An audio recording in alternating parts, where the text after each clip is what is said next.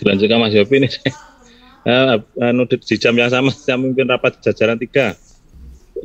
Pak WD, tidak apa-apa. Ya, kita mulai aja. Assalamualaikum warahmatullahi wabarakatuh. Assalamualaikum warahmatullahi wabarakatuh. Yang saya hormati ini Mas Yopi Wahyu Purnomo, ini tim teaching kami, dan Bapak dan Ibu semuanya mahasiswa S3 Dikdas. Siang hari ini alhamdulillah kita bisa bertemu untuk perkuliahan penulisan jurnal internasional bereputasi. Namun sebelumnya marilah kita semuanya berdoa supaya perkuliahan kita nanti bisa berjalan dengan lancar dan bisa mendapatkan ilmu yang barokah. Doa disilakan. Bismillahirrahmanirrahim. Selesai. Bapak dan Ibu, Mas dan Mbak yang saya hormati, jadi sedikit untuk pengantar kami. Kemarin sudah disampaikan oleh Pak Yopi, saya manggilnya Mas Yopi aja ya, karena masih muda. Mas Yopi masih, usia berapa Mas Yopi? 35 Pak, Prof. 35, oh iya, selisih cukup banyak dengan saya ini ternyata. Selisih 12 tahun, saya sudah tua. Sudah nggak apa-apa. Akhirnya ya duluan saya soalnya. Nah, untuk penulisan jurnal internasional bereputasi ini nanti ya tujuannya kita supaya panjenengan semua bisa melakukan menulis jurnal, submit, syukur-syukur bisa terbit. Tapi kalau melihat waktunya 1 semester 6 bulan kok nampaknya agak sulit ya. Jadi pengalaman saya sendiri untuk menulis di Scopus yang paling cepat terbitnya 8 bulan. Itu pun jurnalnya berbayar. Jadi jurnal yang berbayar di Data and Brief ya. Data and Brief di Belanda itu juga itu pun data-data dari penelitian yang disubmit di sana, dan beberapa kali terbit berbayar ya, $500 kalau nggak salah. Itu terakhir saya terbit ya. Jadi yang pertama mungkin kemarin sudah disampaikan oleh Mas Yopi juga, bagaimana melihat publisher jurnal itu masih terindeks di Scopus yang awal-awal itu ya. Jangan sampai tulisan kita yang bagus disubmit di jurnal yang sudah tercancel dari Scopus. Memang identifikasi untuk publisher jurnal itu agak perlu sedikit ketelitian ya, karena kita melihat publisher jurnal dilihat juga dari terbitannya setiap periodenya. Misalkan setahun dia menerbitkan 4 kali atau maksimal ya 10, ada yang 10 itu juga ada ya, ada yang banyak. Nah, sekali terbitan itu berapa tulisan, kalau dia sampai ratusan itu ya alamat di cancel itu ya. Banyak juga yang tercancel dari Scopus karena masalah administrasi, masalah kualitas tulisan, kesesuaian dengan isi tulisan dengan subjek area dari jurnal itu, dan berbagai macam hal yang bisa menyebabkan publisher jurnal itu di cancel dari Scopus. Nah, oleh karena itu kita harus secara detail melihat bahwa jurnal yang akan kita tuju nanti memang benar-benar masih terindeks di Scopus, dan dapat kita bisa sedikit memprediksi bahwa mungkin 5 tahun ke depan atau kalau agak jangka panjang misalnya gitu ya bisa masih terindeks di Scopus. Nah, itu bisa langsung dicek dari Scopus atau kita ya secara rutin lah melihat. Biasanya di bulan Juni reviewnya itu muncul. Nah, kalau dari Simago kami, saya sebagai tim PAK baik universitas maupun Dikti, tim Pak Dikti itu tidak menggunakan Simago lagi ya. Simago JR yang ada kuartilnya itu. Nah, kita langsung aja di Scopusnya atau di Web of Science ya, karena 2 pengindeks jurnal itu yang diakui oleh Kementerian Pendidikan dan Kebudayaan, Ristek Teknologi untuk persyaratan syarat khusus guru besar. Jadi kalau untuk ke guru besar atau ke profesor itu kan sekarang ada syarat khusus, yaitu jurnal internasional bereputasi. Ya. Ada 2, yaitu terindeks Scopus dan Web of Science, yang dulu Thomson Reuters dan dibeli oleh Clarified Analytics. Ya, di situ di dalamnya banyak jurnal juga yang masuk di dalamnya. Nanti mungkin Pak Yopi akan bisa melihat jurnal-jurnal mana yang mungkin sesuai untuk pendidikan dasar ini ya, untuk teman-teman yang ada di pendidikan dasar, gitu ya. Terus ini sedikit aja saya lihatkan. Nanti mungkin saya tidak berani melihat punyanya orang lain. Ya, saya lebih cenderung melihat punya saya sendiri aja. Karena kalau melihat punya orang lain itu nampaknya kok nggak enak dirasa itu ya, nggak nyaman. Ya walaupun kita bisa melihat punyanya orang lain, tetapi saya sendiri secara pribadi lebih nyaman melihat punya saya sendiri aja. Bukan bermaksud apa-apa, cuman menghilangkan di dalam diri kita untuk rasa iri atau ingin mencari-cari kesalahan orang lain. Kadang semacam itu ya. Nah ini saya menghindarkan diri dari hal-hal yang semacam itu. Nah ini sedikit saya share screen aja ya untuk melihat tulisan ya saya sendiri. Nah nanti di Scopus kemarin sudah dicontohkan ya Mas Yopi ya untuk yang di Scopus. Belum Prof, karena masih landscape awal-awal ya. Awal ini ya ini sedikit aja, nanti saya sebentar nanti dilanjutkan oleh Mas Yopi untuk mulai. Ini saya contohkan untuk mencari karya seseorang. Nah, ini misalkan saya sendiri, nanti Mas Yopi juga bisa mencari, tulis saja di author first name ya, author first name itu namanya, terus last name-nya juga ditulis. Ini namanya, nama saya misalkan ya, saya mencari nama saya saja di Scopus. Nah, alamat linknya kan scopus.com itu ya. Scopus.com itu bisa dianu. Nah, ini setelah itu muncul namanya. Ini saya mempunyai H-Index 7 ya, afiliasinya di UNJ. Dokumen yang saya tulis artikelnya sudah 30. Nah, 30. Ini tidak saya sebagai penulis pertama semua, tetapi ada yang penulis pendamping, yaitu dengan mahasiswa S3 atau apa. Ini contohnya, ini dengan mahasiswa saya S3, ya Pak Didik, walaupun kemarin ya kita bantu Pak Didik ini Kepala Dinas Provinsi DIY Wardoyo, Didik Wardaya ini yang terbaru itu. Yang terakhir ini saya dengan junior saya Mbak Lia di DTN Brief. Ini kan sekarang dia dulu waktu itu Q2 turun jadi Q4 ya, Q4, tapi di Scopus masih ada dan seterusnya sampai ke bawah. Nah, untuk melihat ini H-Index. Nah, ini untuk melihat ini. Kalau ingin melihat karya seseorang, kalau untuk melihat jurnal yang masih terindeks di Scopus dan atau dia masih terindeks Scopus atau sudah tercancel ya, dari sini saja nanti dilihat jurnal yang menawarkan itu dari source-nya ini dimasukkan ISSN-nya, di-copy ISSN-nya. Jurnal mana yang akan kita tuju, dan mohon dicermati dari website jurnal itu dia boleh dari ISSN-nya atau boleh dari nama publisher jurnalnya. Misalkan yang agak mudah ini ya, DTN Brief gitu ya. DTN Brief itu brief. DTN. Sebentar ini.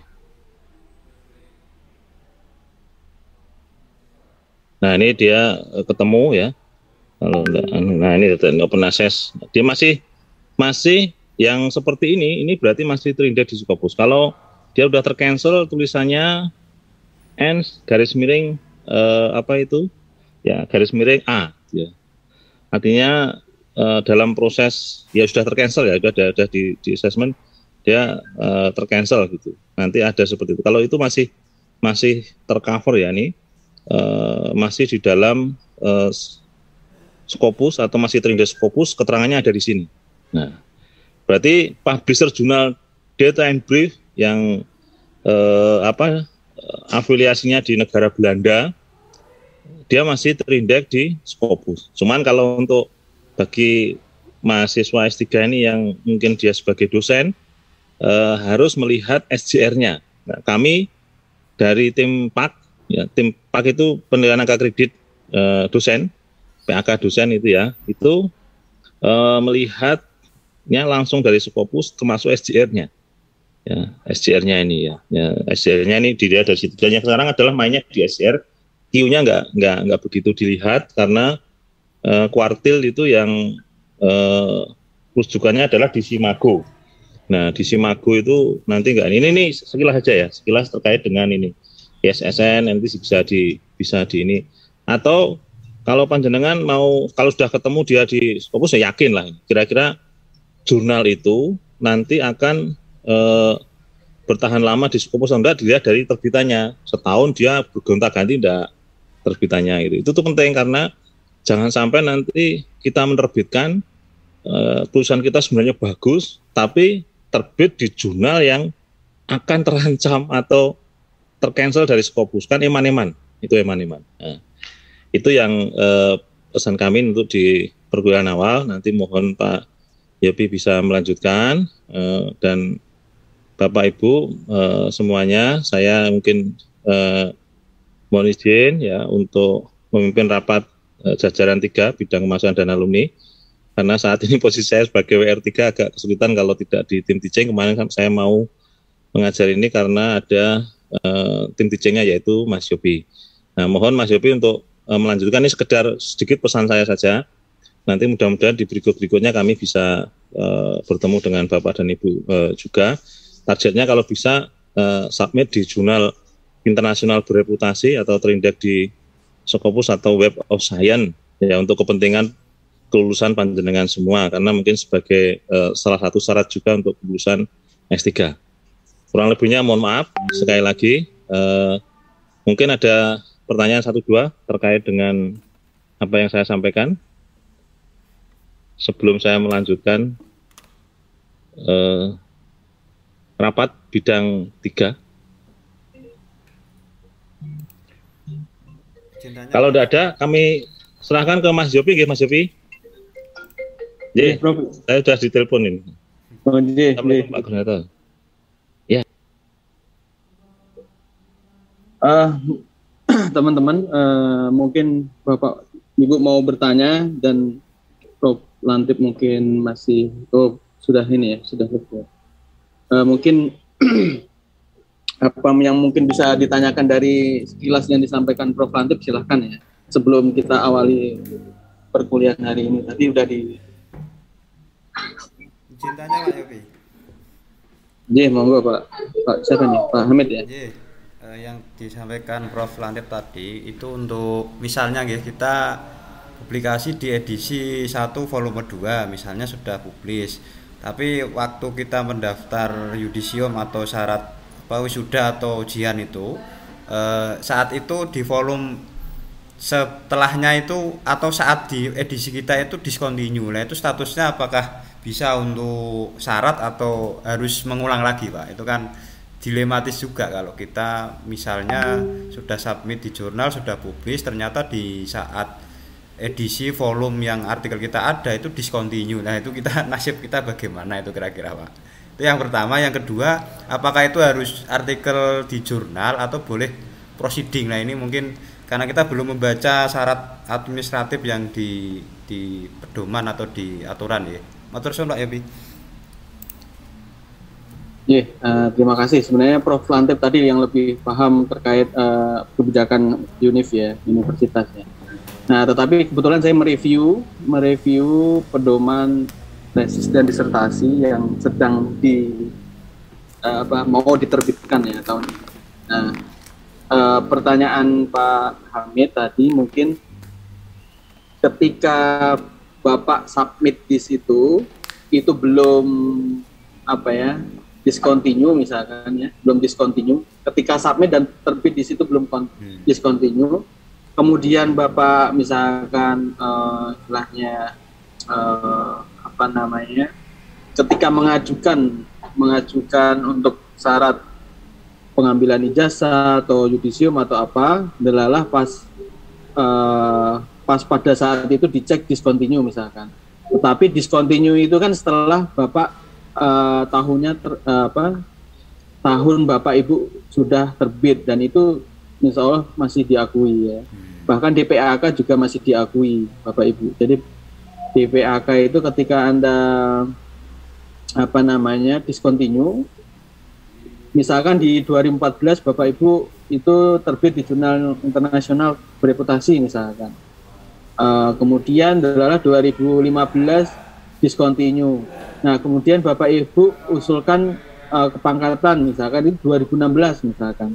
Nah, ternyata tadi yang saya bilang 2015 sudah discontinue, itu masih bisa diakui meskipun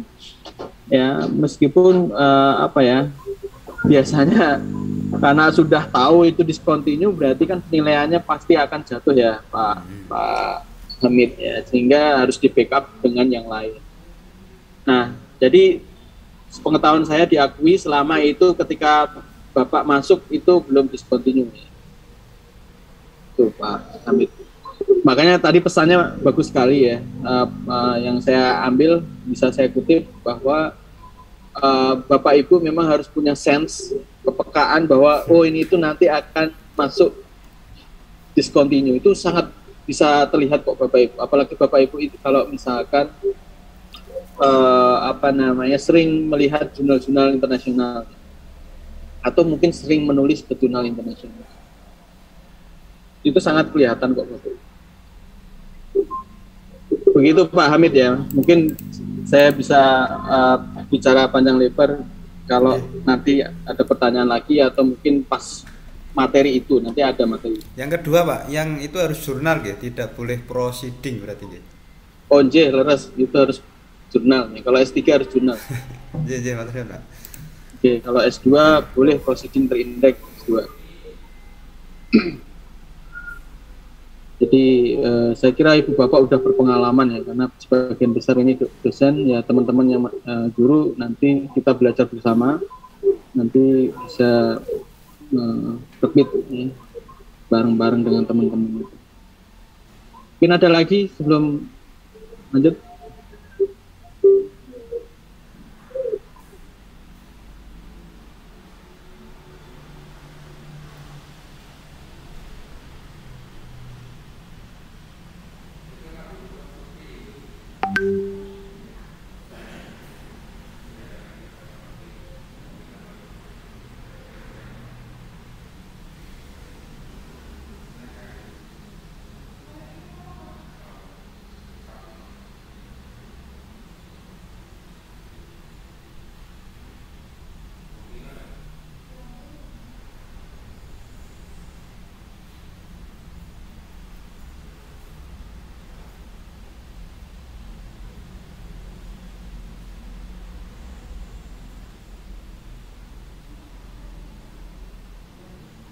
Nggak ada Ibu Bapak?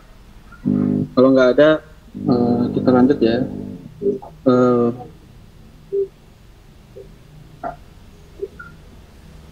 Mungkin teman-teman yang belum buka kamera mohon dibuka terlebih dahulu. Saya ingin lebih banyak mengenalnya.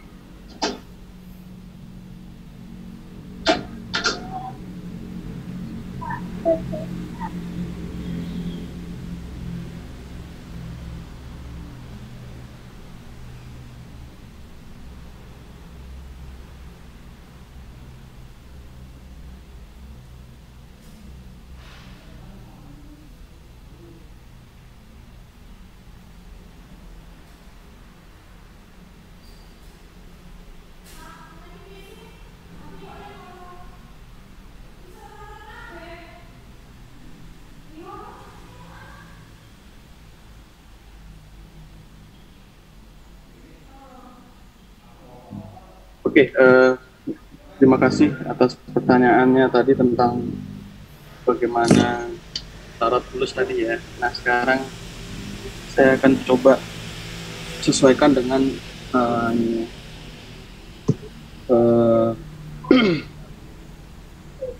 RPS kita. Hari ini kita akan belajar tentang plagiarisme ya, plagiarisme. Nah, sebelum ke materi, alhamdulillah ini teman-teman sudah upload semua ya judulnya ya. Malah sudah ada yang sudah lengkap ya. Nanti kita bisa diskusikan bareng-bareng. Bentar, saya buka RPS-nya lagi.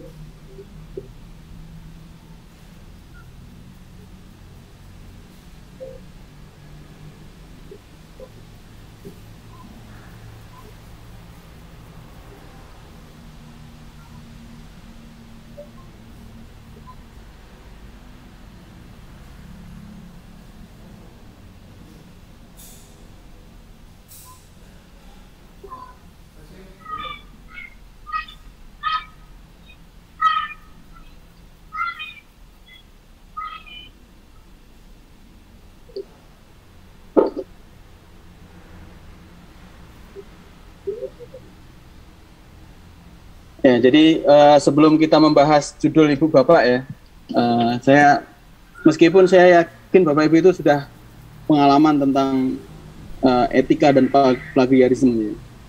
Nah, tetapi saya hanya sekedar mengingatkan ya, jangan-jangan ada jenis plagiarisme yang mungkin saja teman-teman yang belum ngeh, termasuk saya ya. Ketika saya menyusun buku tentang publikasi ilmiah itu, saya ternyata banyak hal yang tidak saya pahami atau tidak saya merasa bahwa itu plagiarisme, ternyata itu adalah salah satu tipe plagiarisme.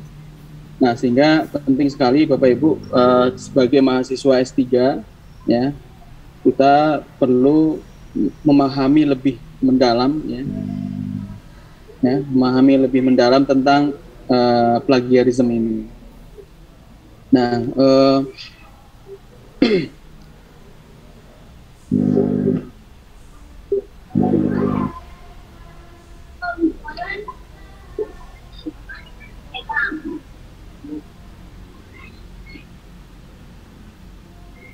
ini yang tertampil di layar Ibu Bapak apa ya? Belum. Folder OneDrive. Ya. Oh ya udah. Drive.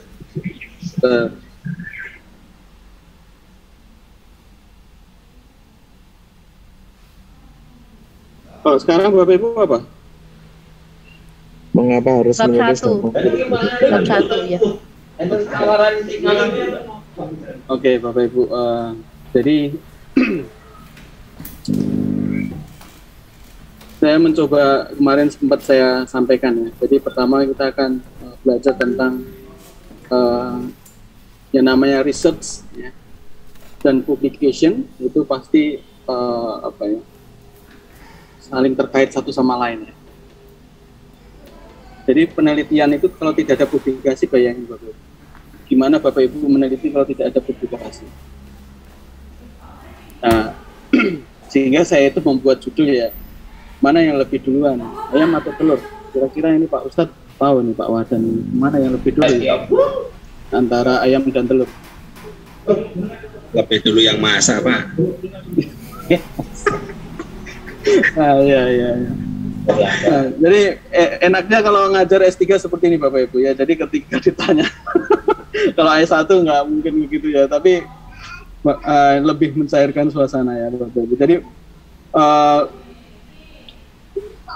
sebenarnya ini ya, kemarin kita sudah membahas itu ya, mengapa kita harus publikasi. Nah, kadang-kadang teman-teman Anda termasuk teman-teman saya peneliti ya, entah itu senior, junior ya, ataupun praktisi atau pemegang kebijakan, itu kadang-kadang masih underestimate mengapa sih kita harus publikasi dan kenapa sih harus jurnal internasional ya, kenapa sih harus dipublikasikan ke jurnal internasional. Nah, itu sebenarnya penting Bapak Ibu. Tetapi ini saya mix ya. Hari ini kita akan belajar tentang plagiarisme meskipun tidak saya jelaskan secara detail belajar plagiarisme satu demi satu. Nah,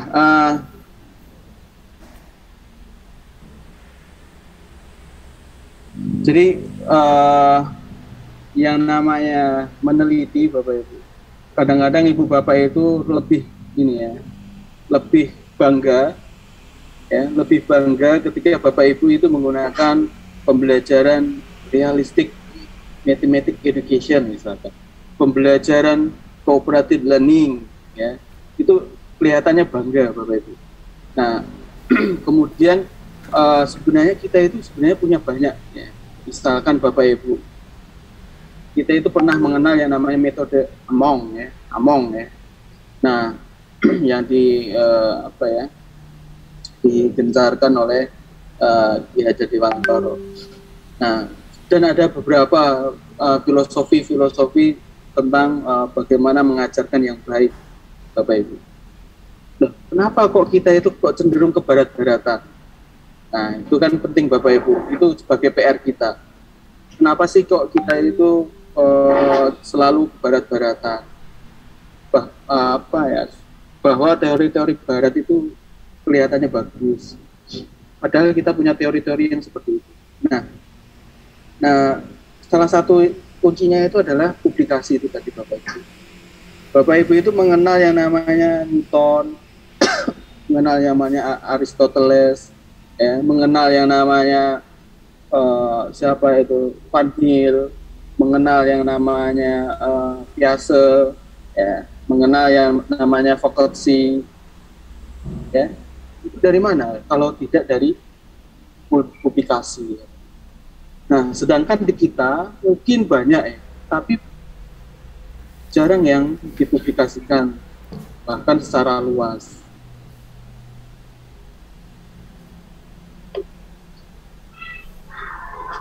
Nah, itu Bapak Ibu. Kenapa kok harus broad ya? Harus meluas-luas, harus jurnal internasional. Bayangin Bapak Ibu kalau si siapa itu Aristoteles atau mungkin Plato atau apa itu pakai bahasa Yunani Bapak Ibu. Ya, kemudian atau mungkin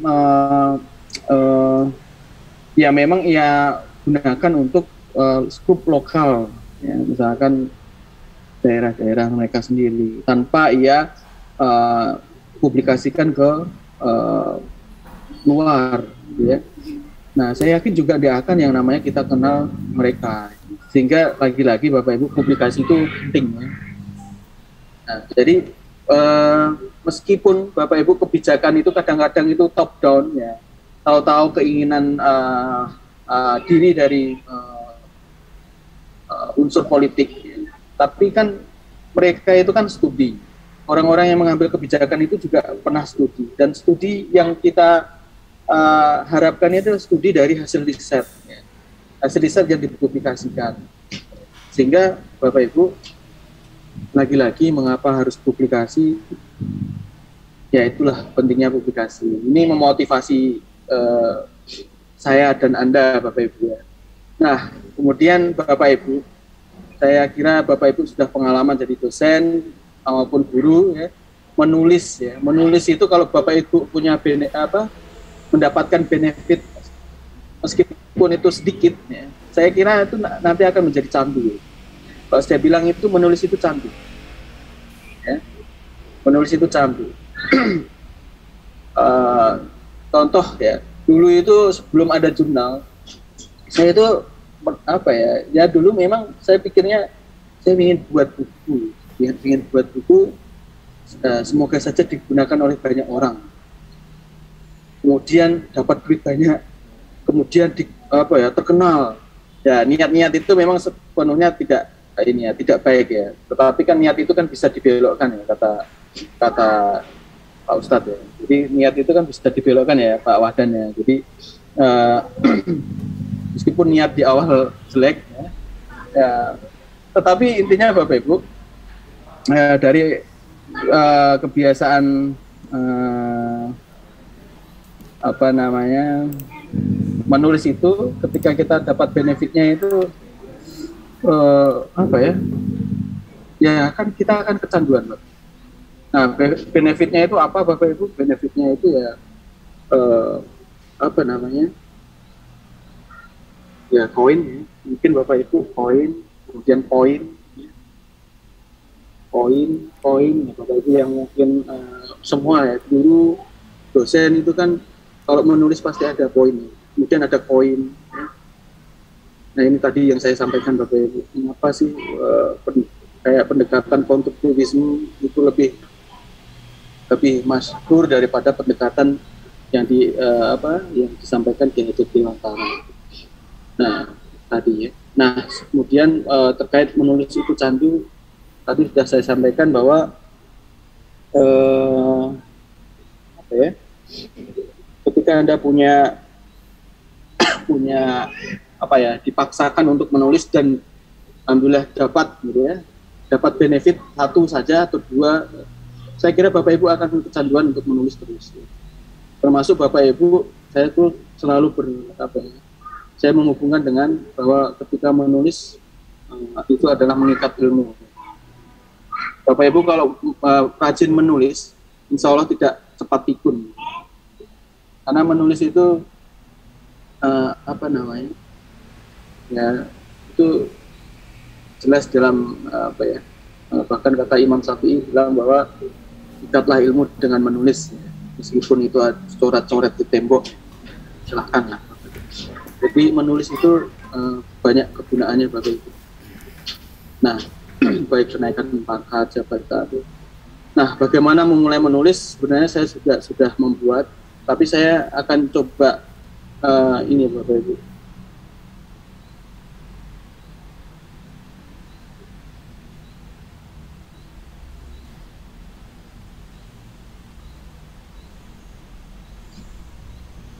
Nah, waktu itu saya diminta ke UNP untuk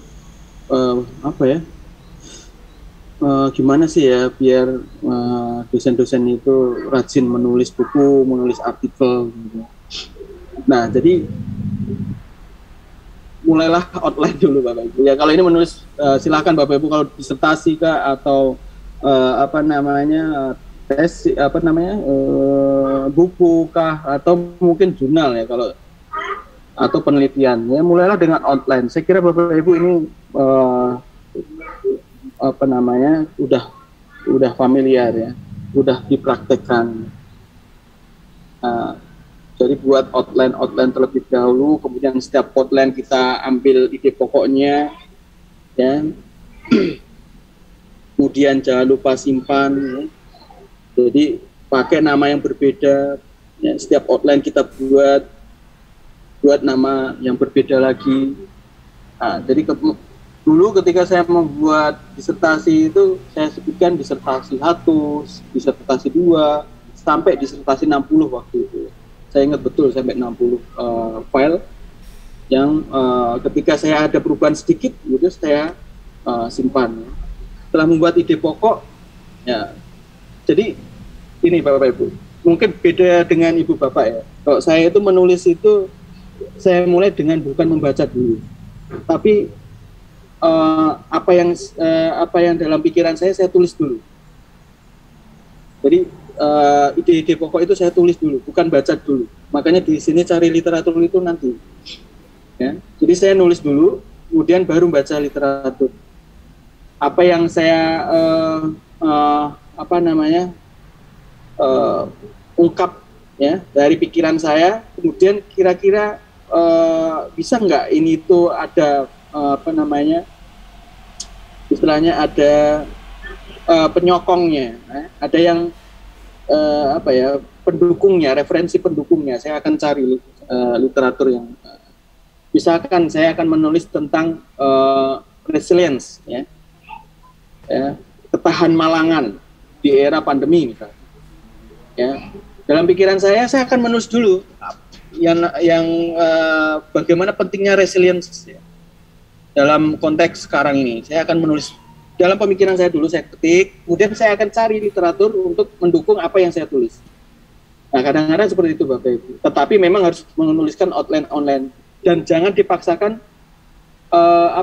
dari setiap online itu harus full dulu. Boleh loncat, itu gayanya masing-masing ya Bapak Ibu. Kadang-kadang ada yang menyebutkan misalkan online 1 harus selesai dulu, ya monggo. Tapi kalau saya itu merasa bahwa kalau langsung ke sana, saya saya nulis ke sana saya dulu ya. Makanya saya terus simpen gitu ya dengan nama yang berbeda. Setelah ide pokok kita itu mendapat dukungan, ya kembangkan lagi ya dari apa yang kita baca tadi, kembangkan lagi ya dari ide pokok itu kembangkan lagi untuk mendapatkan narasi yang lebih luas ya. Baru cari literatur lagi Bapak Ibu. Nah terus begitu Bapak Ibu. Nah lagi-lagi simpan lagi. Nah sehingga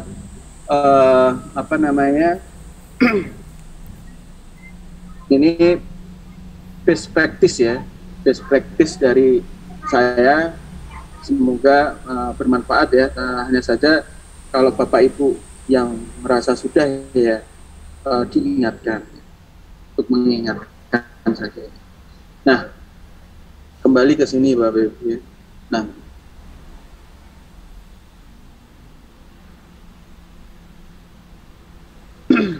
Nah, Ibu Bapak harus paham tentang isu etika dan plagiarisme.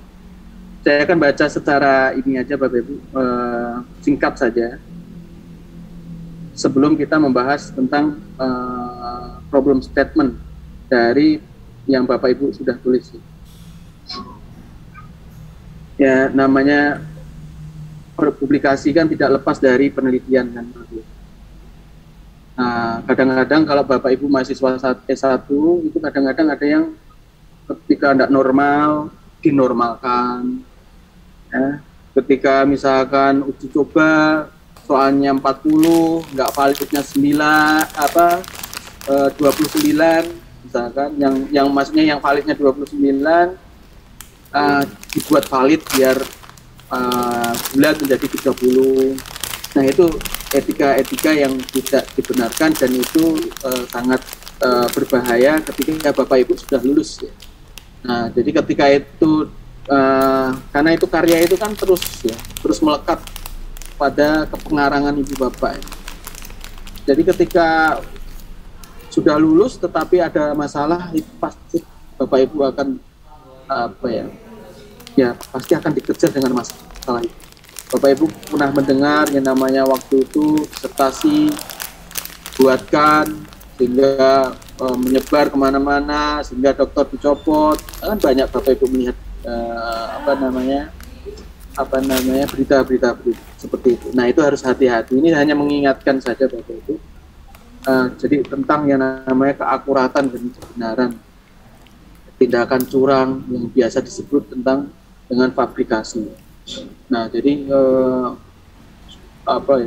seolah-olah melakukan penelitian, ya, tapi sebenarnya tidak, yang tanpa benar-benar itu namanya fabrikasi. Nah, jadi kemudian Bapak Ibu harus mengenal yang namanya falsifikasi, ya, menambah, mengurangi sehingga misalnya Bapak Ibu itu meneliti dengan kerjasama dengan kimia farma. Biar mereka itu puas hasilnya, saya tambahkan sesuai dengan kelihatan kepuasan dari mereka. Nah itu falsifikasi Bapak Ibu, melakukan manipulasi. Nah itu tidak juga diperbolehkan Bapak Ibu.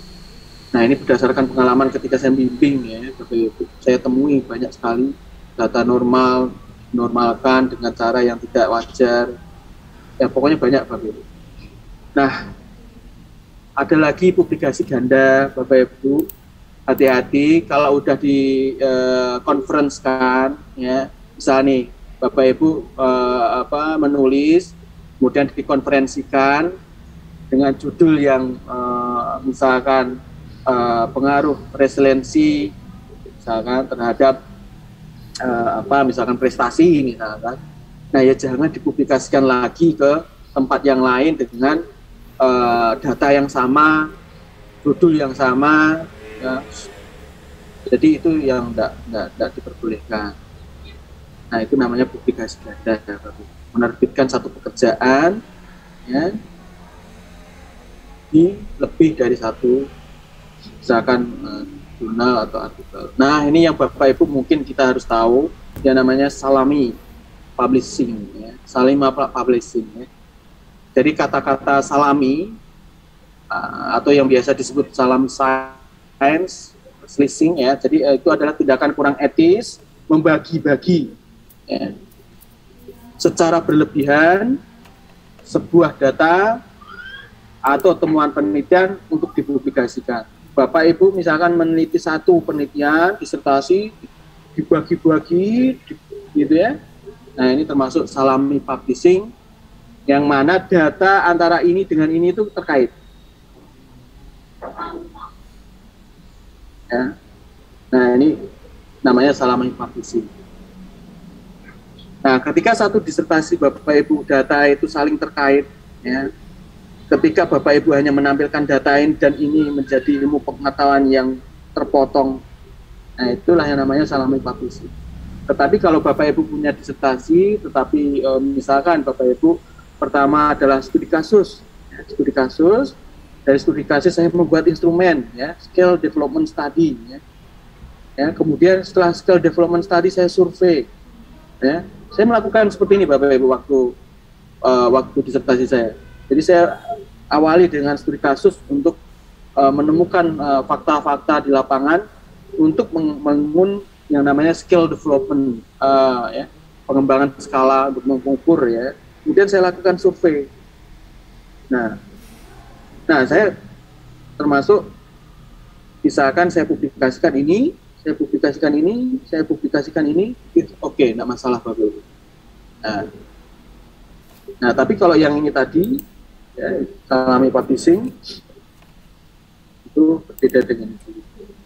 Nah itu Bapak Ibu yang perlu kita harus wanti-wanti. Jadi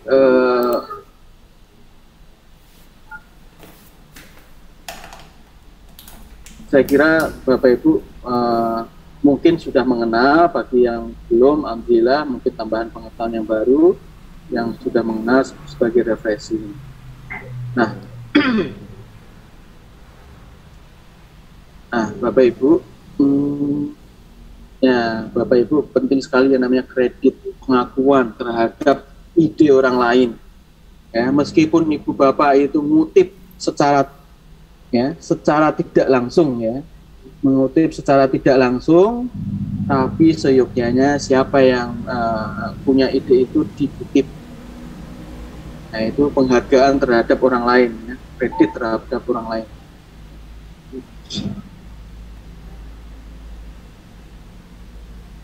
Nah ini saya kutip dari Gestel. Ya. Peneliti yang baik adalah yang saling membangun karya satu sama lain. Jika artikel Anda memuat informasi atau ide yang bukan milik Anda, pastikan mengutip sumbernya.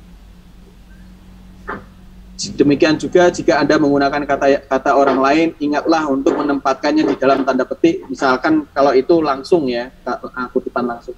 Maksudnya ini Bapak Ibu, ketika Anda itu mengutip orang lain, ya, itu berarti kita itu saling membangun, ya, saling membangun satu sama lain antar peneliti, dan itu peneliti yang baik kata Gestel.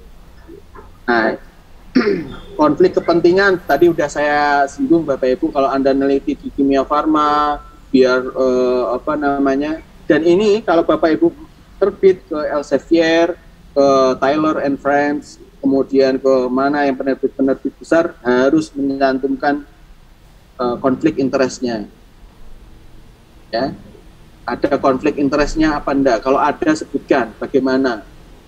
Saya selalu ditanya seperti itu ketika mendaftar di Elsevier dan penerbit besar yang lain. Nah ini saya contohkan tentang dokter tentang publikasinya di Lancet. Bapak Ibu tahu, Bapak Ibu publikasi di Lancet, Bapak Ibu akan melihat bahwa ini itu publikasi yang paling wahid, ya. Tapi di bidang ilmu bukan bidang ilmu kita, ya, tapi di bidang lebih kepada kesehatan, ya. Tapi dia melakukan konflik kepentingan, ya. Dan itu terkuak, ya, sehingga menjadi booming, ya, di mana-mana. Contoh, saya nggak mempublikasikan secara detail konfliknya seperti apa, karena saya sudah menyebutkan di link-link ini bagaimana ketidaketisan si dokter Wakefield itu. Nah itu Bapak Ibu terkait etika ya.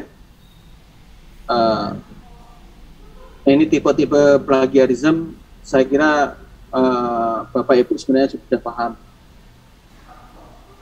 Cloning, mengirim karya orang lain, berisikan sebagian teks dari satu sumber. Nah ini saya kira Bapak Ibu S1, S2 banyak ya yang ini.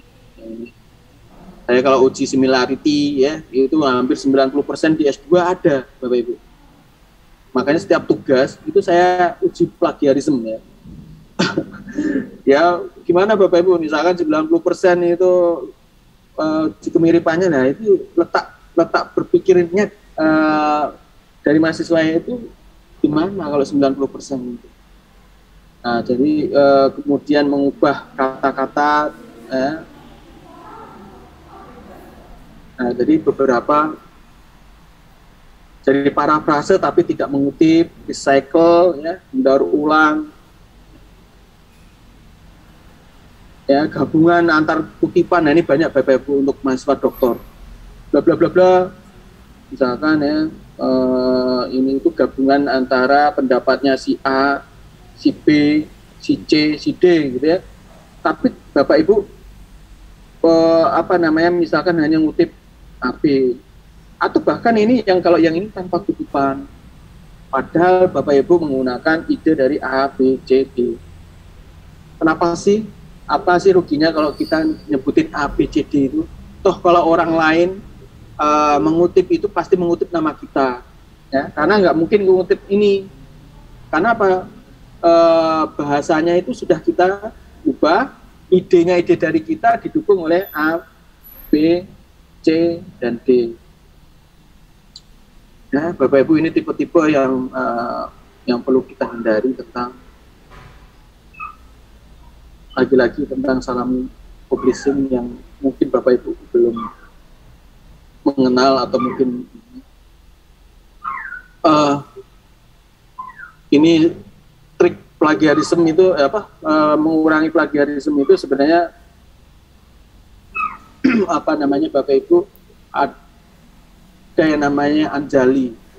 Anjali itu dulu Pak yang di Dikti itu sudah membangun sistem itu karena berubah ke Kemenristek Dikti menjadi kemarin itu Ristekbin, ya, kemudian ditinggal, beliaunya jadi sekretaris pelaksana di PTS LL Dikti 6 ya di Jawa Tengah, ditinggalkan begitu saja, padahal Anjani itu bagus. Anjani itu untuk mengkontrol. Nah Bapak Ibu wajib bagi S3 itu pakai ini Bapak Ibu. Kemarin saya membuat pedoman disertasi dan tesis, bukan membuat ya, tapi mereview ya. Reviewnya membuat rektorat, kami diminta mereview. Kelupaan bahwa seharusnya ini itu penting. Reference Manager Tools, pakailah itu Bapak Ibu. Nah Bapak Ibu kalau nggak suka yang berbayar ya, kayak gini ya, bayar, ya carilah yang gratis Bapak Ibu. Mendeley, Zotero, ini gratis Bapak Ibu. Saya kira kita sama, orang-orang Indonesia itu suka yang gratisan ya. Jadi dan ini sudah cukup ya, sudah cukup menurut saya Mendeley dan Zotero itu. Sebenarnya ada banyak Pak, ya, banyak sekali. Saya buatkan daftarnya itu di bagian nanti ya, di bagian tengah.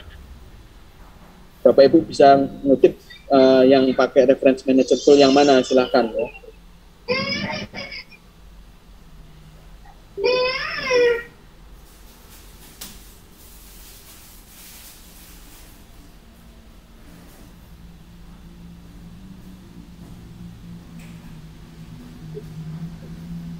Nah itu Bapak Ibu yang ingin saya sampaikan tentang plagiarisme. Mohon maaf saya agak sedikit sedikit berbelok, bukan berbelok, sebenarnya sudah sesuai dengan RPS yang saya buat. ya bagaimanapun meskipun ibu bapak sudah tahu, harus saya sampaikan untuk merefresh atau mungkin mengingatkan bahaya tentang plagiarisme ya. Termasuk kita sebagai dosen meskipun bukan mahasiswa ya, itu juga harus hati-hati Bapak Ibu, karena karya itu melekat dan itu bisa dilacak. Kita itu sekarang itu serba digital, bisa dilacak Bapak Ibu ya, bisa dilacak. Bahkan Bapak Ibu sekarang itu terbit di jurnal abal-abal misalkan ya. Tadi ditanyakan misalkan Pak Hamidullah misalkan hari ini itu ke jurnal dan jurnalnya itu belum abal-abal ya. Nah tetapi selang setahun kemudian delalah dicap abal-abal, itu melekat ya pada diri kita ya. Jadi makanya tadi dibilang oleh Warik 3 benar sekali Pak Warik 3 terkait kita harus benar-benar selektif jurnal mana, jangan termasuk ini preventif jurnal ini kira-kira mungkin enggak ya nanti menjadi jurnal predator. Itu Ibu Bapak, mungkin ada feedback Ibu Bapak sebelum saya lanjutkan ke ranah langsung praktek menulis artikel, dipersilahkan, monggo.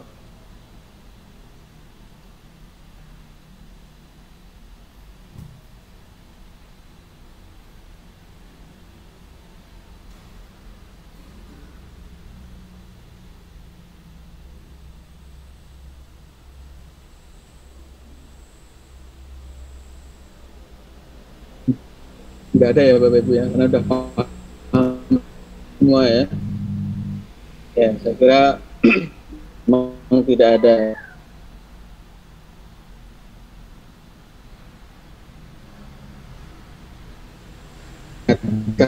Jangan sampai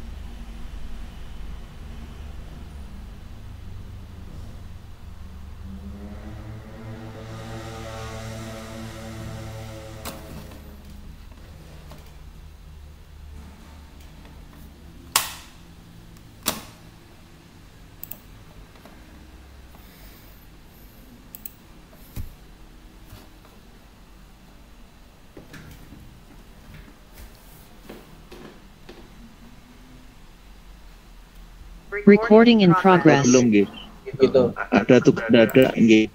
Dan saya tadi membantu menyampaikan saja. BKD, ada pemanggil BKD ya, Bi.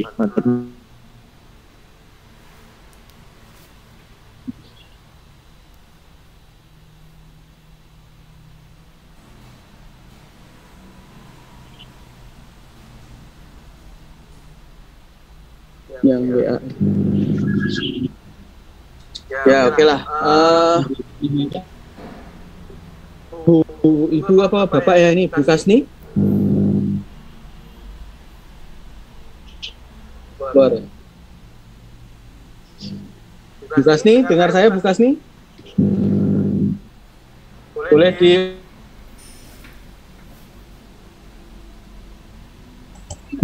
Pak. Oke. Bu Kasni dari mana Bu Kasni? Saya di kelas, Pak. Tadi pindah ruangan di kantor ramai banget. Saya pindah ruangan, cari yang agak sepi. Oke, saya ulang. Ini sudah naik ke lantai 1. Oke, saya ulang Bu Kasni. Bu Kasni ngajar di mana Bu Kasni?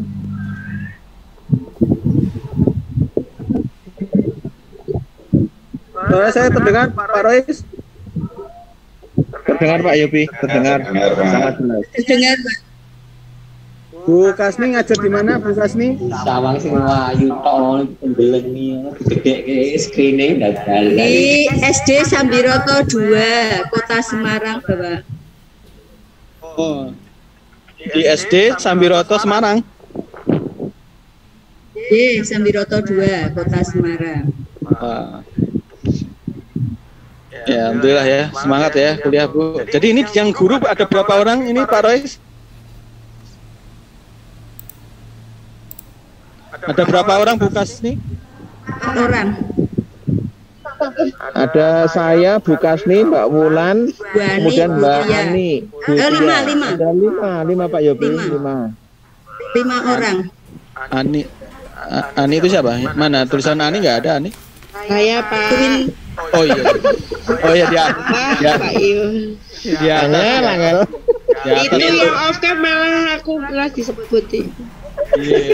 Itu IWP itu siapa tuh Pak? Saya nggak kenal. Nah, iki lakone. mahasiswa baru mungkin. Saya nggak kenal itu. Bukan kelas A kelihatannya.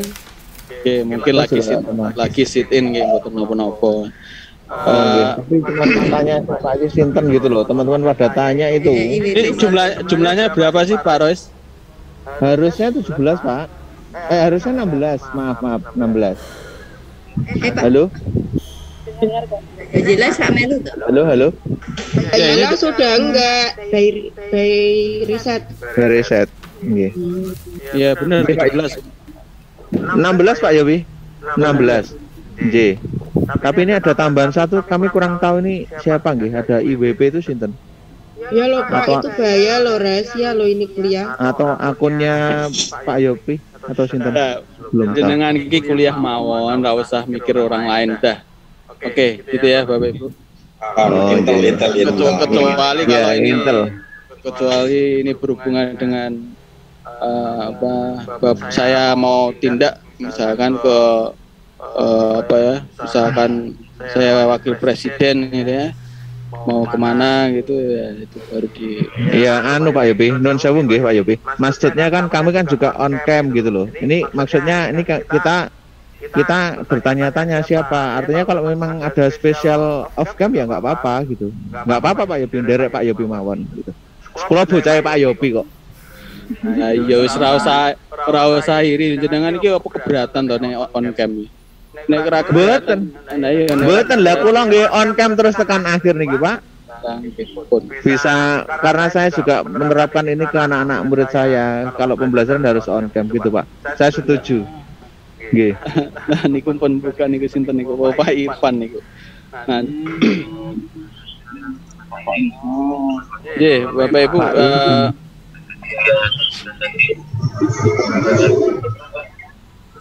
Irfan kelas B. Dosen UNY. Oh, nggih. Oke, Ibu, Bapak, kalau tidak ada pertanyaan ya mungkin saya lanjut ya. Kembali ke Bu Kasni. Ya saya masa kayak kuliah. Suara saya terdengar ya Bu Kasni ya? Terdengar Bapak, jelas. Oke. Boleh saya di share screen judul Mbak Bu Kasni? Judul saya disuruh ganti Bapak oleh promotor saya dan saya belum menemukan kalimat yang tepat. Bukan ke disertasi, Bu, ke artikel ini loh. Belum Bapak. Oh, belum. Ya, Waduh. karena saya artikelnya kan harus berhubungan dengan disertasi, sedangkan judul disertasi saya harus ganti. Saya bingung menentukan Loh, ini artikelnya. tidak. Bapak Ibu, ini itu bukan ini ya, maksud ini dilihat mata kuliahnya ya. Mata kuliah kita artikel, penulisan, jurnal ya. Bukan disertasi ya, Bapak Ibu ya. Tapi kalau mau dihubungkan disertasi nggih monggo. Ya. Pak, apakah boleh saya itu di luar disertasi? Artikel saya monggo, boleh, silahkan. Kan Bapak Ibu kan dosen ya. Saya kira kalau dosen punya banyak data, kalau guru mungkin pernah PTK ya silahkan pakai itu. Boleh, silahkan. Terutama yang belum dipublikasikan loh ya. Nah, jadi kalau belum punya data bagaimana Pak? Bisa nanti kita pakai misalkan metode tertentu, misalkan systematical review misalkan. Jadi jangan nunggu disertasi dulu, Bu. Waduh, kalau nunggu disertasi nanti nggak lulus mata kuliah ini, Bu. Karena apa namanya nunggu disertasi dengan nunggu apa tugas mata kuliah ini kan tidak sinkron gitu kan. Itu nggih Bu Kusni ya. Nggih, Pak. Mohon maaf Bu Kasni ya. Nggih. Oke. Nah, oke tadi Mbak Ani ya, monggo Mbak Ani yang tadi kelupaan untuk Nggih, Pak. boleh saya di-share? Oh iya, Pak. Nggih, sebentar, Pak.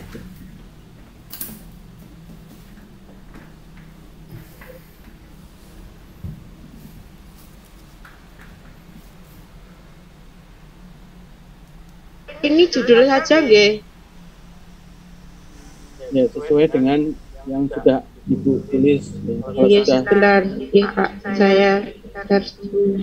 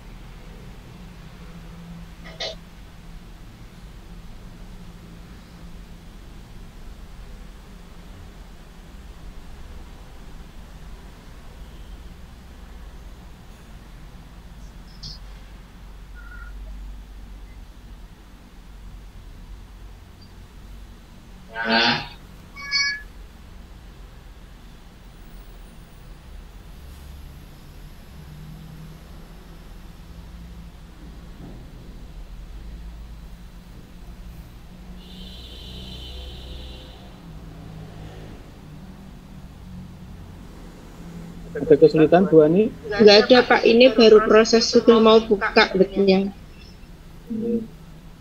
Bu Ani dari SD mana Bu Ani? Saya dari SD Negeri Lawean, Kota Surakarta, Pak. Oh, Nggih. berarti ini satu kampung sama Pak Wadan ya? Boten, Pak Wadan apa? Kartasura, 15 menit rumah saya sama rumahnya Pak Wadan. Tadi mana? Lawean ya? Nggih, Kampung Batik. Purwosari itu loh, Pak. Wis tak ukur, Pak. Sudah saya ukur. Enak ya Bapak Ibu kalau kuliah ya, bebas cek-cekan. Menikah, Pak, ini Pak judul artikel saya. Pemberdayaan mobile learning berbasis gamifikasi di sekolah dasar. Oke, terima kasih Bu Ani. Oke, jadi step by step ya Bapak Ibu, saya tanya, silahkan ngikutin apa yang saya sarankan biar nanti endingnya itu sama-sama terkirim ya. Saya tanya dulu nih Bu Ani, apakah ini sudah apa ya istilahnya sudah dilakukan penelitian atau memang murni baru Pak. Nah kan gini Pak ceritanya, saya tadi kan barusan sama Prof Edi. Kemarin tuh saya mengajukan judul ke Prof Edi terkait mobile learning ini. Kemudian tadi itu saya soal beliau itu belum begitu disetujui gitu. Rencana saya nanti nggak jadi pakai ini tuh boleh nggak Pak? Maksudnya biar match sama proposal disertasi saya gitu loh. Tadi kan masih ada revisi ke Prof Edi. Untuk judul saya itu saya tadi mengajukan judul yang berkaitan dengan ini. Dan tadi itu koordinasi sama Prof Edi itu belum disetujui pakai mobile learning ini. Saya sama Prof Edi tadi disarankan berkaitan dengan membaca seperti itu. Nah, rencana saya nanti artikel yang saya publish terkait dengan mata kuliah ini saya match sama proposal disertasi saya gitu. Nggak apa-apa ya Pak ganti nanti? Ya enggak apa sih. Oke. Lagi-lagi mohon ini ya Bapak Ibu. Ya Oke.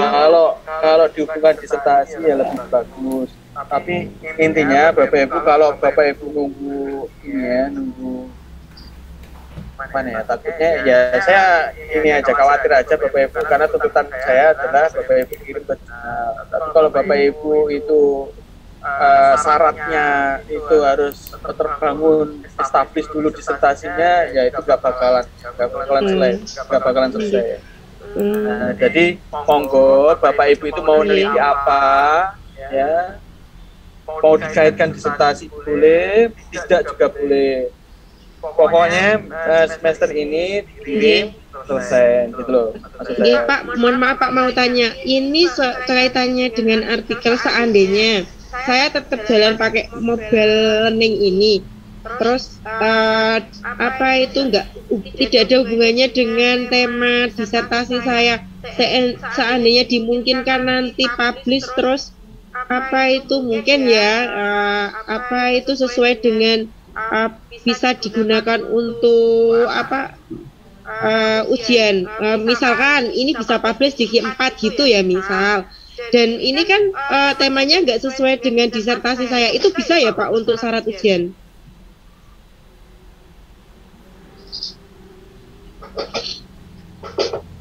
Ya, saya jawab ya dengan halus ya. Iya. Ya, terima kasih atas pertanyaannya. Jadi tidak ada ketentuan Bapak Ibu itu publish akan dilihat, dicek namanya, judulnya ya. Judulnya itu nggak dicek. Yang dicek itu Bapak Ibu itu udah publish atau belum. Nah, tapi ini lagi-lagi ini agak kasar, kalau tadi halus ya. Nah, jadi kalau ini ya dalam perkuliahan saya ya, mau sekali lagi mau dikaitkan mau tidak, Bapak Ibu silahkan ya tentukan segera. Kalaupun nanti Anda belalah di tengah jalan berubah lagi, misalkan disertasinya, ini tesisnya juga diubah lagi, maksud saya ini artikelnya, ini kan proses selesai. Makanya monggo difikan sekarang, ya judul artikel Anda. Kalau sudah penelitian, alhamdulillah itu lebih baik, berarti tinggal penulisan saja. Tapi kalau belum penelitian, ya monggo. Kalau gini loh Bu, ini kan 6 bulan saja. Kalau disertasi itu kan silahkan Anda mau berapa bulan. Nah, yang saya maksud itu, kalau Anda belum penelitian, boleh pakai systematical review, ya. Atau misalkan Anda tentang, kalau Ibu itu sebenarnya ininya apa, minatnya tentang apa? Ya ini Pak, saya sebenarnya minat ini. Yang tentang gamifikasi itu? Iya, ini mobile learning ini ya. Apa itu hanya saja kan ternyata tidak match sama disertasi saya. Tapi nggak apa-apa ya Pak ya. Maksudnya seandainya pun kemungkinan terbaik ini seandainya itu bisa publish di Q4 itu temanya tidak terkait dengan disertasi, itu masih bisa untuk syarat ujian ya Pak ya? Apa maksud saya artikelnya yang untuk syarat ujian itu apa harus terkait dengan tema disertasi gitu loh, maksud saya. Apa terserah mau tema apa, yang penting punya Q4 seperti itu. Oke, sampun kula jawab ya Bu Ani tadi ya. Oke, sampun kula jawab, bisa silakan. Oh bisa, terima kasih. Kalau bisa ini saja Pak, insya Allah tidak saya ubah gitu. Nah kritik terhadap judul Bapak Ibu sekarang, judul Bapak Ibu, judul Bu Ani, ini bukan kritik ya, lebih masukan ya. Kalau dibilang kritik boleh ya. Karena ini bersifat tidak menjatuhkan Anda di tempat umum, tetapi lebih kepada masukan. Nah, misalkan ini pemberdayaan mobile learning pemberdayaan untuk apa? Untuk apa gitu loh, kan belum tahu ya. Misalkan Bu Ani ini itu mau meningkatkan apa, misalkan saya nggak tahu ini makanya saya tanya dulu, judul ini itu latar belakangnya bagaimana Bu? Jadi ceritakan singkat kenapa Ibu ngambil artikel ini. Latar belakangnya Pak, saya ingin mengembangkan pembelajaran yang berbasis membuat media aplikasi berbasis Android gitu Pak. Kemarin saya kebetulan saya sudah membuat produknya, aplikasi pakai iSpring Suite itu. Jadi nanti mau saya kaitkan sama itu gitu. Seperti itu. Sebenarnya ini judulnya gini Pak, bahwa yang sudah itu pengembangan pembelajaran mobile learning berbasis gamifikasi untuk meningkatkan multiple intelijensi siswa gitu saya Pak. Sebenarnya gitu. Terus ini maksud saya pecah gitu loh Pak. Yang dikembangkan ini mobile learningnya, nanti multiple intelijensinya itu sendiri gitu. Dipecah jadi dua artikel gitu. Saya tahu maksudnya Bu Ani, tapi kita harus mempertimbangkan juga jurnal-jurnal itu ya.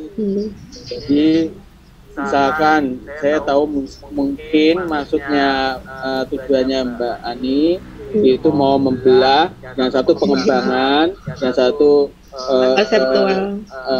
Jadi ini itu mau, jadi padahal di jurnal itu tidak hanya sekedar bagaimana Bapak Ibu ngembangin. Jadi misalnya nih, Bapak Ibu ngembangin sebuah prototype atau ngembangin sebuah, kalau tadi Ibu bilang tentang aplikasi berbasis Android, terus dikirim ke jurnal, akan ditanya untuk apa untuk ngembangin ini. Kan sudah ini Pak uji praktisi, itu belum penelitian menurut saya Bapak Ibu. Itu baru pengembangan. Namanya penelitian itu ada masalahnya itu adalah misalkan rendahnya dikasih belajar. Nah, treatmentnya Ibu itu adalah aplikasi ya, kemudian meningkat atau tidaknya itulah penelitian. Tapi kalau masih mengembangkan aplikasinya itu penelitian. Itu harus hati-hati Bapak Ibu, termasuk saya waktu itu nguji disertasi juga gitu. Jadi kita itu lebih menonjolkan pengembangannya daripada risetnya. Itu juga perlu harus hati-hati.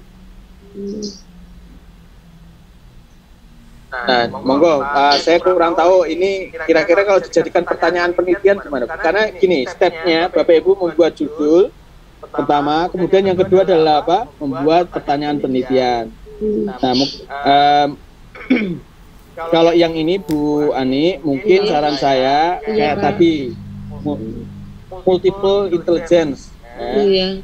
Bagaimana peran multiple intelligence itu Anda kaji. Itu malah lebih ini ya. Kemudian dikaitkan dengan mobile learning ini, tetapi secara literatur review misalkan tentang systematical review-nya. Nah, itu masih malah bermakna. Ya. Karena mobile learning berbasis gamifikasi, ya. Gamenya seperti apa, kemudian untuk apa gitu ya kan, tentang karakternya kah, tentang keterampilan anak kah, kan banyak Bu itu. Jadi itu belum spesifik ke sana, padahal jurnal itu menginginkan yang lebih spesifik. Jadi itu ya Bu, monggo lebih didetailkan lagi. Kalau saran saya tadi itu mungkin langsung saja, tetapi Ibu bukan ke penelitiannya, tetapi kepada systematical review-nya, mengkaji bagaimana tadi Ibu bilang apa? Multiple intelligence. Ya, dikaitkan dengan tadi tentang ICT atau tentang mobile learning, cari di scopus.com atau di mana gitu untuk di systematical review. Nah, bagaimana tentang perkembangan riset yang terkait dengan apa tadi? Yang multiple intelligence yang dikaitkan dengan ini dalam 10 tahun terakhir. Iya. Oke. Nggih. Terima kasih Pak Yopi. Nggih. Bu, silakan ditutup dulu. Nggih, terima kasih Pak Yopi. Sebelum dilanjut Bapak Ibu, nanti setelah membuat judul ini langsung ke pertanyaan penelitian atau tujuan penelitian. Kalau Bapak Ibu memang belum punya artikelnya ya, jadi kita memang harus cepat, Bapak Ibu buat judul, kemudian langsung pertanyaan penelitian, kemudian metode. Kalau sama sekali belum meneliti loh ya, ini biar cepat ya. Saya ingin izin ini dulu Bapak Ibu, memperlihatkan gimana sih membuat judul yang baik. Saya coba ini ya, saya coba menampilkan.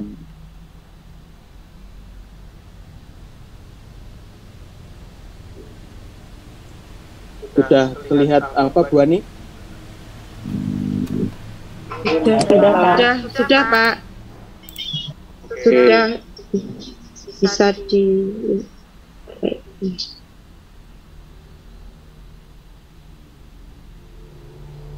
Nah, Bapak Ibu perhatikan tipe-tipe judul.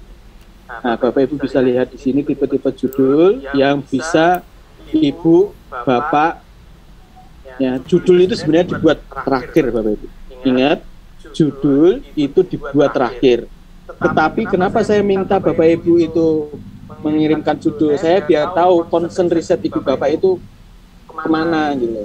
Tadi Mbak Ani multiple intelligence, ya. Mau dikaitkan dengan apapun, pokoknya intinya saya tahu oh ini multiple intelligence, itu dikaji dulu ya. Nah, jadi dikaitkan dengan ICT, dikaitkan dengan mobile learning, dikaitkan dengan online learning, mau apalah itu gampang. Tapi concernnya itu di multiple intelligence itu, tentu saja dengan skop sebuah dasar. Nah, jadi Bapak Ibu tipe-tipe judul yang bagus, ya, yang selama ini saya pahami dan saya baca di jurnal-jurnal. Yang pertama itu adalah judul deklaratif. Ya.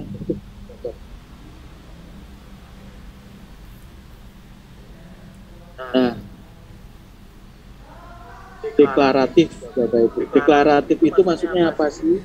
Deklaratif itu maksudnya adalah langsung menunjukkan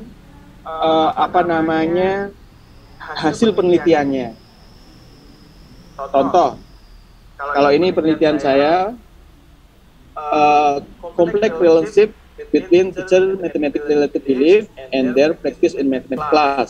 Jadi hubungan yang kompleks antara persepsi guru tentang matematika terhadap matematika dan prakteknya di kelas. Ini deklaratif Bapak Ibu. Contoh lain Bapak Ibu, deklaratif yang mencontohkan tentang hasil penelitian.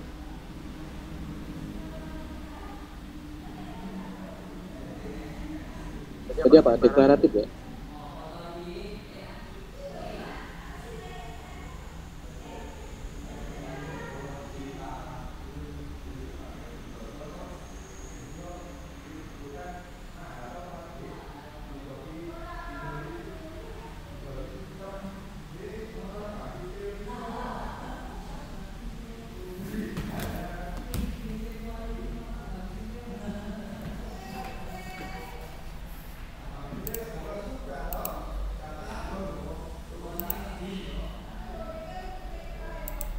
Deklaratif.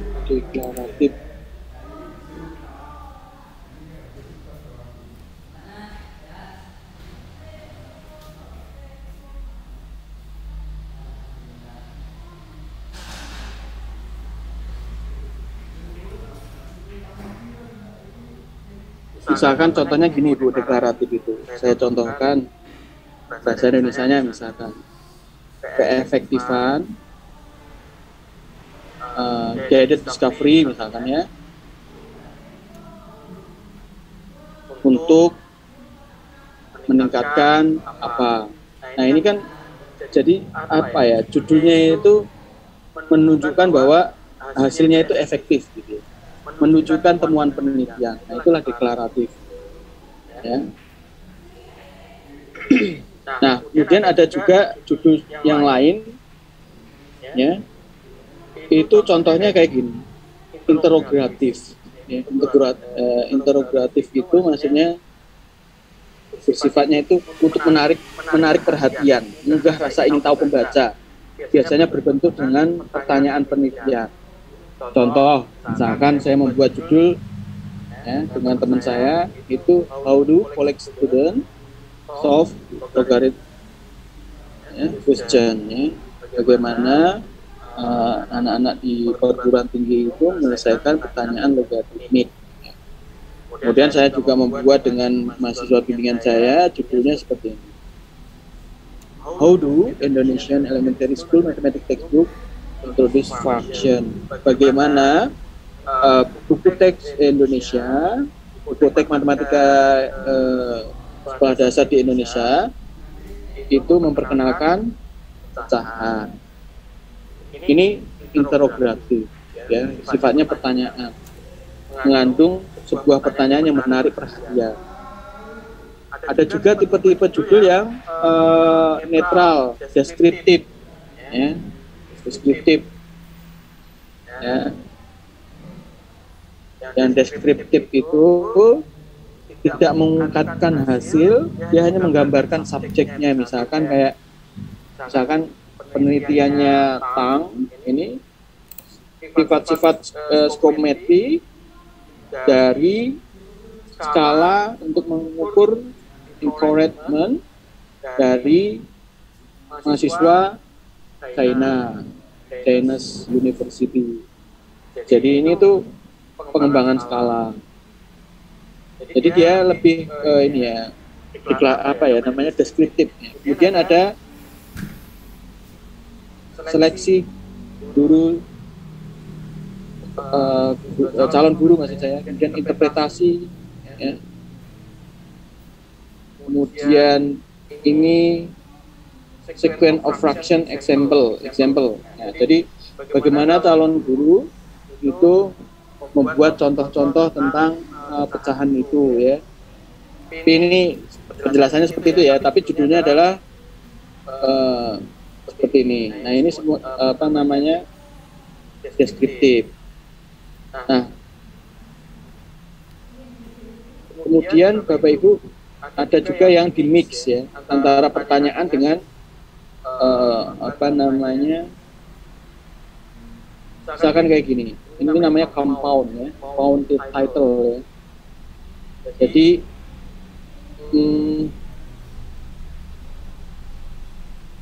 pertanyaannya adalah misalkan why is parental involvement in children mathematics learning hard.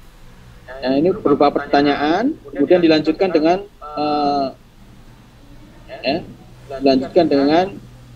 salah satu di antara jenis yang lain, misalkan deskriptif atau interogatif, apa namanya, deklaratif gitu ya. Kalau ini deklaratif, parental in perspective on their role supporting children learning. Jadi bagaimana keterlibatan orang tua ketika anak kesulitan belajar matematika, ini dari perspektif orang tua. Nah, jadi ini beberapa tipe judul Bapak Ibu. Silahkan kalau mau digunakan ya.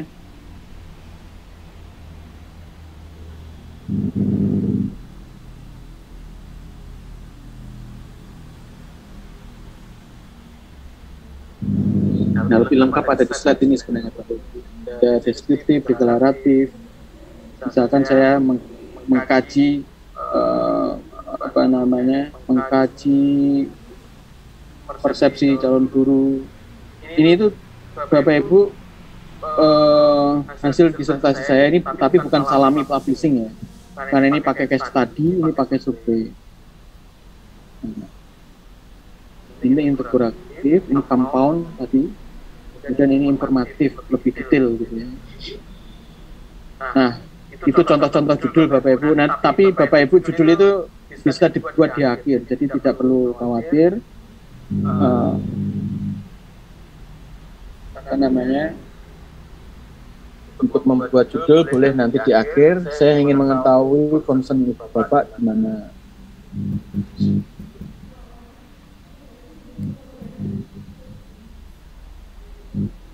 Monggo Bu Hesti, ini seperti apa Bu Hesti?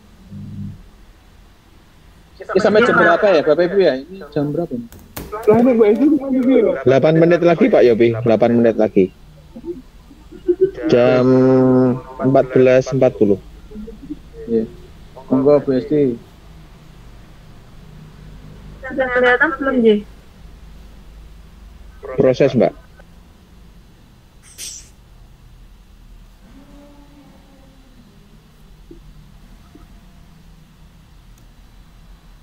Sudah? Apakah sudah nampak? Ya sampun Mbak Hesti, terima kasih.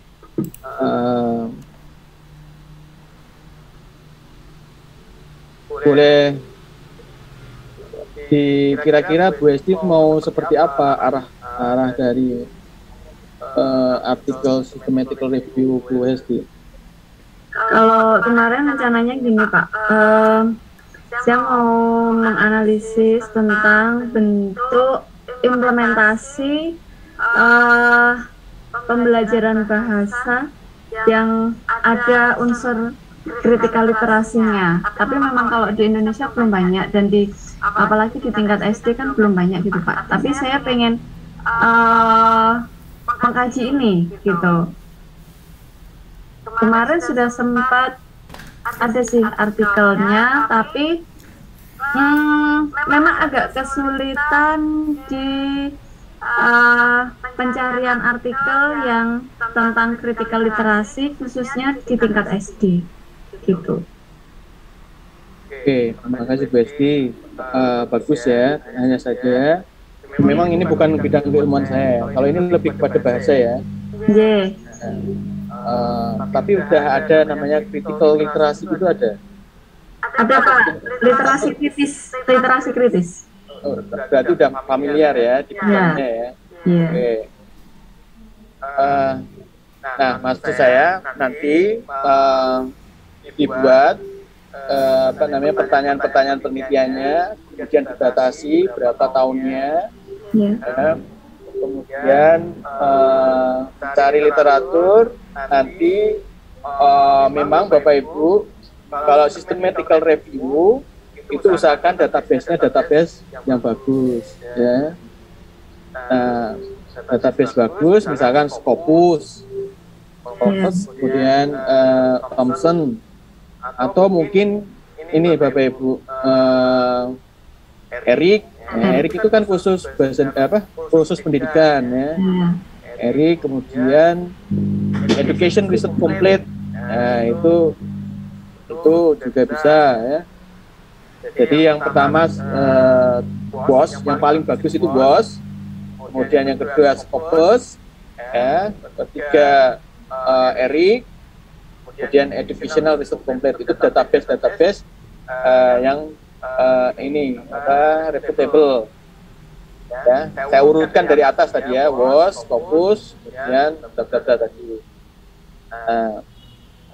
Baru terakhir, opsi terakhir adalah Google Scholar. Itu database yang paling ada.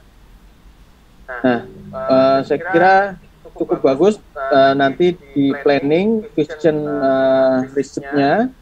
Mungkin kalau Bu Hesti, kalau boleh tahu dari mana Bu Hesti? Dari Salatiga Pak. Ya, ngajar di? IAIN Salatiga. Oh ya, di PGSD juga ya? PGMI. Oh iya, di PGMI ya kalau di ini ya, maaf ya. Iya. PGMI ya. Ya. Tapi memang concernnya di critical literasi itu ya? Sebenarnya lebih pengen ke literasi, tapi kan literasi sudah banyak. Terus saya mau angle yang lain gitu Pak. Jadi critical literasi ini masih sedikit sekali gitu, apalagi dalam pembelajaran bahasa. Nah, makanya saya tertarik. Siapa tahu ini karena masih sedikit, terus nanti novelty-nya nanti bisa lebih inilah. Oke, Bapak Ibu, terima kasih Mbak Desti. Saya kira sudah track ya, on the track. Silahkan lanjut. Dipikirkan langsung ke question risetnya ya. Tapi kalau Bapak Ibu, wah saya ini kok cepat membuat pendahuluan, ya silahkan. Kalau nanti planning saya, Bapak Ibu, silahkan buat judul ini, concernnya, kemudian ikuti pola saya dulu Bapak Ibu, kemudian question research ya, atau question ya, kemudian yang nanti selanjutnya adalah metode ya.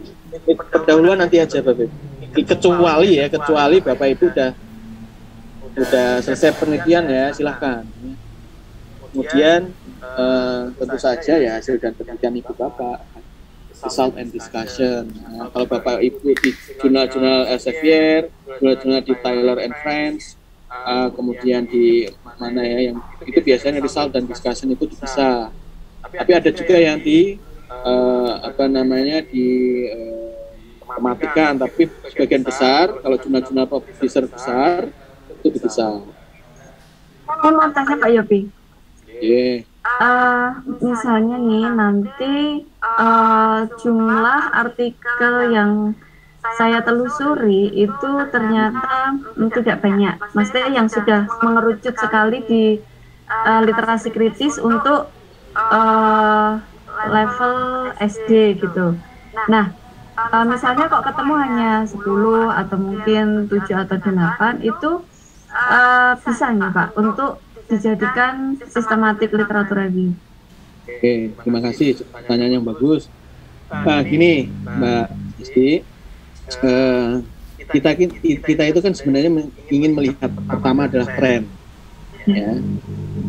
Kalau isu, saya kira Bu Esti lebih tahu isu bahwa tentang literasi itu nanti, nah itu udah inilah ya, yang ini yang kita maksud adalah tren, cenderungan riset itu ke arah mana ya kan. Nah dari systematical review ini akan kelihatan. Kalau Ibu misalkan kata kuncinya kira-kira mau apa Bu Esti, critical literacy SD elementary school, kemudian apalagi udah itu mungkin itu ya, menurut situ ya. Apakah sudah terlalu ini ya Pak ya? Enggak, maksudnya apakah sudah nyoba men-searching beberapa database itu? Sudah, dan ternyata sedikit sekali. Nah, kritik kepada Ibu adalah jangan-jangan term yang Anda pilih itu memang ada padanan yang lebih familiar. Oh gitu. Misal, Ibu itu ngambil critical literasi, sebenarnya ada yang lebih familiar. Misalkan tentang literasi terkait bahasa Indonesia itu misalkan apa gitu ya. Yang saya yakin Ibu yang lebih tahu lah padanan yang lebih familiar dari critical literasi itu. Nah, yang tahu lebih tahu Ibu ya, karena yang mendalami kan Ibu. Jadi biasanya gini Bu, critical literasi or apa? Jadi terkait dengan Bapak Ibu tadi kan membaca ya. Membaca apa tadi? Menulis. Membaca. Ya di 4 skill bahasa Pak. Di 4 skill bahasa. Nah, 4 skill bahasa itu kan tidak hanya terfokus pada critical Bu. Maksudnya? Ya maksudnya kalau fokusnya kepada 4 keterampilan itu berarti kan tidak kalau misalkan Ibu misalkan hapus itu critical itu berarti tidak salah dong. Jadi sebenarnya kalau literasi sendiri kan ada bermacam-macam Pak, ada literasi kemudian literasi peluncuran lah. Ini yang Freire itu loh Pak, literasi kritisnya Paulo Freire. Ya, apa namanya Bu Esti, mungkin yang lebih paham kan Ibu ya, tapi jawaban dari pertanyaan Ibu tadi kenapa sedikit ya, sebenarnya 10 enggak apa-apa Bu, memang karena Ibu itu concernnya ke critical literasi, tapi sebenarnya Ibu itu kan mau nyari tren ya, tidak hanya kebaruan tapi tren. Ya, kenapa ibu itu tidak istilahnya membuka sedikit, ya, buka sedikit, misalkan literasi tapi tentang bahasa. Nah, kira-kira apa itu padanan kata yang familiar? Silahkan dicari itu. Pak. Baru nanti ibu mengerucut ke critical literasi itu. Tapi kalau misalkan Pak, Scopus dan WOS itu sama-sama 10, it's okay. Jadi tapi kalau misalkan 10 itu ya hanya di salah satu database dan di Google Scholar, itu enggak bagus ya. Jadi padanan ibu menggunakan istilahnya tidak bagus. Oh iya Pak. Ya. Itu nanti Bu, gampang, itu soal metode nanti kita bareng-bareng lah. Kalau sudah sampai metode, kita mulai ke question dulu. Oke Pak, nggih. Ya Pak Yopi, terima kasih. Ibu Bapak, ini karena waktu mungkin sudah 14.40. Sebenarnya saya ingin menampilkan ya, saya pernah melakukan systematical review ya, sedang dikirim di jurnal ini saja. Ini hanya untuk ini ya Bapak Ibu, contoh saja, sebentar saja Bapak Ibu, ini sebagai contoh.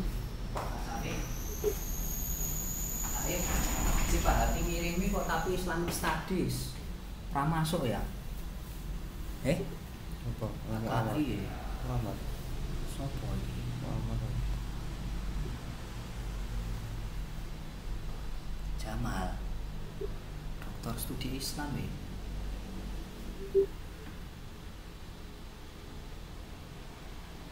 Bisa kok enggak tahu. Wani pernah. Saya lupa ya, kayaknya ini. Saya cek dulu tadi.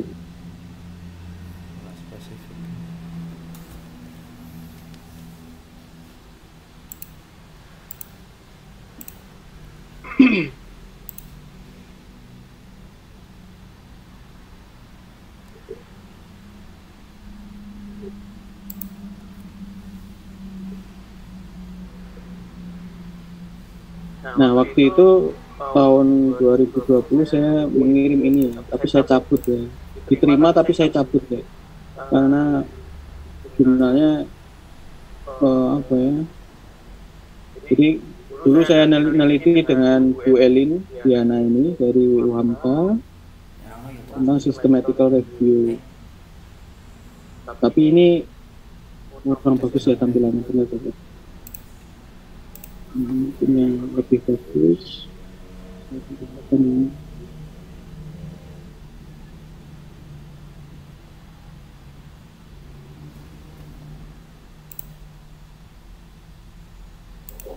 Ini contoh ini aja Bapak Ibu, contoh.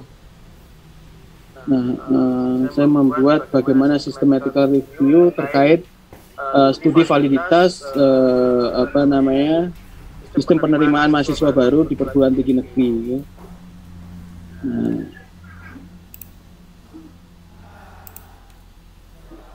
Nah, ini contoh-contoh pertanyaan penelitian saya.